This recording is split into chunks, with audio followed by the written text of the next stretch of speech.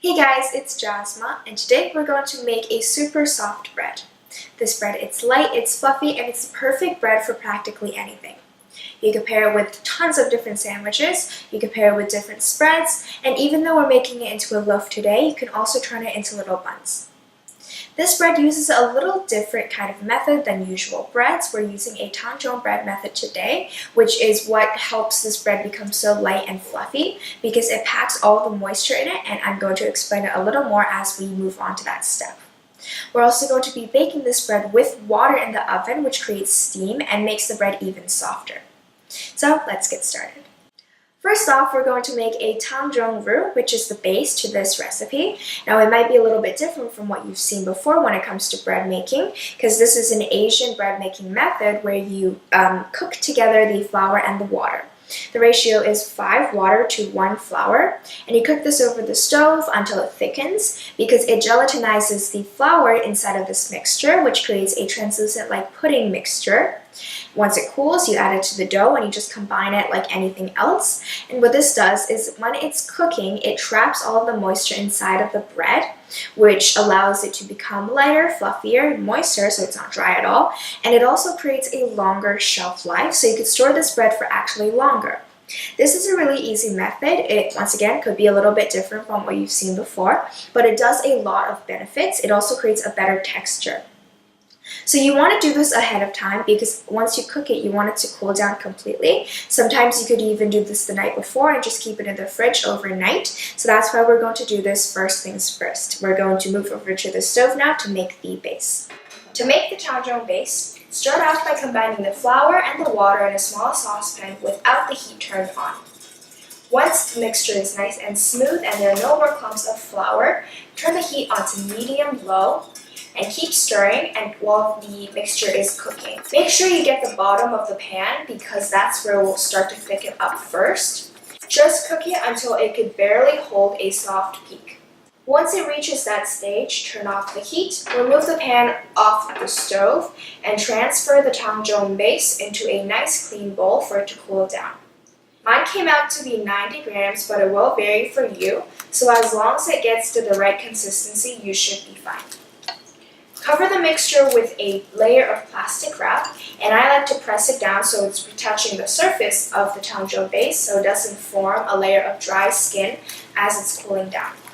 It also prevents the condensation from collecting and dripping onto the base, which can cause it to become really soggy. Place it into the fridge for it to cool down. You can also make this ahead of time and leave it in the fridge overnight. Now on to making the actual dough. Today I'm going to be using my trusty stand mixer with a hook attachment as always. It just makes it a lot easier because the mixer does all of the kneading. Of course, if you don't have one, you can do this by hand. It might just take a little bit longer. Today I'm going to be using instant yeast, and this is a little bit different from what I've used before because instant yeast does not require you to activate it in liquid first and then add it to the dough. You can add this straight into the flour, and not only is it easier to work with, it also allows the dough to rise a little bit faster. If you were to use instant yeast like I am today, you will have to heat up your milk to 120 degrees Fahrenheit to 130 degrees Fahrenheit because you still have to activate the yeast, it's just not directly. But if you were to use traditional yeast, traditional active dry yeast, then you will have to heat up your milk as well to 110 to 120 degrees Fahrenheit. And then you add the yeast straight into the milk, wait till it's nice and foamy, and then you can add it to the dry ingredients. It's the basic process that we have done before. So now on to making the dough. I'm going to first add my flour into my mixer bowl.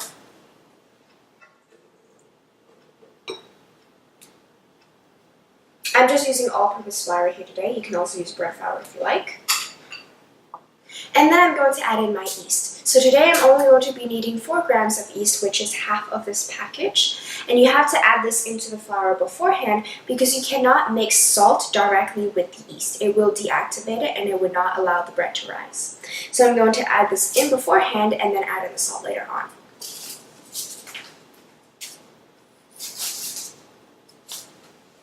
And then I'm just going to combine the flour with the yeast. Make sure your milk is between 120 degrees Fahrenheit to 130 degrees Fahrenheit because the kill temperature of the instant yeast is 140 degrees Fahrenheit. So if it's over 130, then the yeast would not activate. And I'm just going to crack in my egg. Mix this until combined. It will be a little bit dry for now, but don't worry, just keep mixing. Alright, now that my dough has reached this crumbly texture, most of the liquid is mixed through, so now I'm going to add in the rest of my ingredients. So I have my Tangzhong Base, which is now nice and cold. Just plop that in there. And also add in my butter, which should be nice and soft. It will be very difficult for it to mix into the dough if it wasn't softened. You can microwave this for around 10 seconds if you like, but just make sure it's not completely melted. And finally, I'm going to add in the salt. So I like my bread still to be on the saltier side. I kind of like to eat it on its own without any types of spreads. So you could change the amount of salt depending on how salty you want your bread to be. And we'll just mix this through until it is completely combined. And I'm going to go on kneading it for around 10 minutes. The more you knead it, the softer the dough would become, which is why I really like using my stand mixer, because I don't have to do any of the kneading. It's a really nice soft dough. If you feel it, you would know that it comes out as a great bread. This recipe is perfect for one loaf, so feel free to double it because it's a great bread. Now we can allow the dough to rise, so I have a nice clean bowl here that is big, so it gives room for the dough to rise. And I'm going to spray it with a little bit of cooking spray so the dough doesn't stick after it has proofed.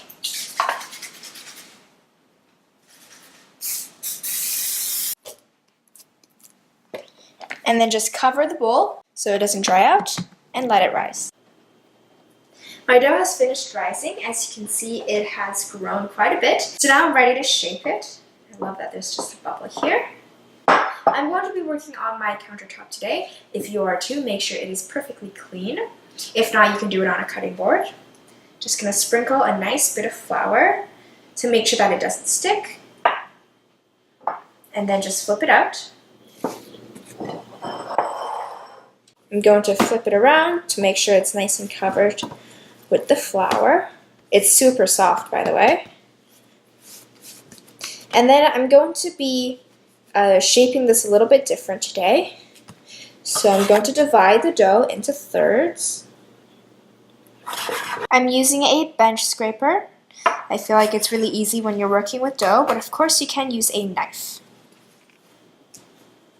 I'm going to start off with one of the pieces. I'm just going to flatten it out slightly. Don't knead this too much because you don't want to toughen up the dough after you have already let it rise. I'm just turning it into a nice rectangular shape. And this is the nicer side, so I'm going to take the cut side and face it up. So roll it nice and tight. And just set it aside and do the same for all three pieces. Now that I have my 3 rolls ready to go, I'm going to spray my loaf pan with a little bit of cooking spray so that the bread doesn't stick after it has cooked. Now I'm going to place my rolls into the loaf pan. Make sure that the seam is facing the bottom so it doesn't come apart after it has rised and baked. Now I'm going to cover this with some plastic wrap. And you want to just tuck it around loosely. You don't want to do it too tightly because it will rise. We're letting this rise for the second time, and then we could preheat the oven to bake the bread. My bread has rised for the second time. You can see it's nicely doubled in size, nice and puffy and soft.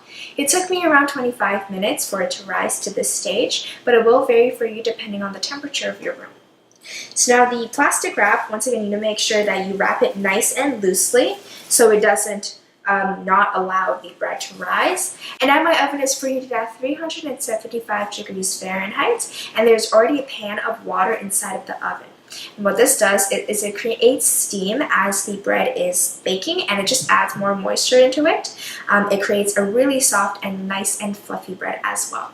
You can choose to brush on a layer of egg wash if you like. It just creates a shiny surface, but I'm not going to be doing that today. Once the oven is preheated, take any type of oven-proof pan and fill it up with a cup of warm water. Place this in along with the bread, and this allows the moisture to fill up the oven as it's baking, and it makes the bread really soft as well. My bread has baked in the oven at 375 degrees Fahrenheit for 25 minutes. Your temperature may vary because every oven is different. So as long as when you insert a toothpick into the center of the bread and it comes out clean without anything sticking to it, that means the bread is done. It should also be nice and golden brown on top.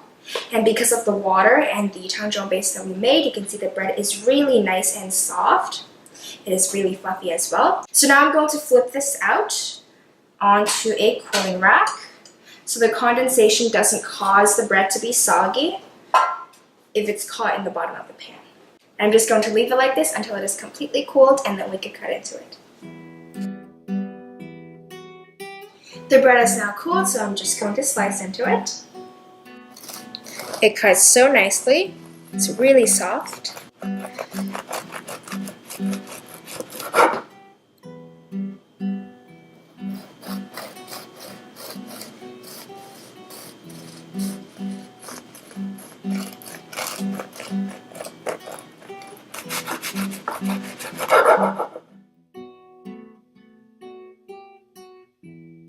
So soft.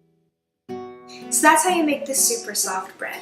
The Tangzhong method and the pan of water in the oven really helps make this bread the lightest and fluffiest bread I've ever had. It is the perfect bread for pretty much any purpose. You can put it in sandwiches, spreads, or the bread is actually a little salty on its own, so you can eat it without anything at all and it would still taste amazing. This would be my go-to bread to make. I really hope it could be yours as well. So please try this out. Thank you for watching and see you guys next time. Bye!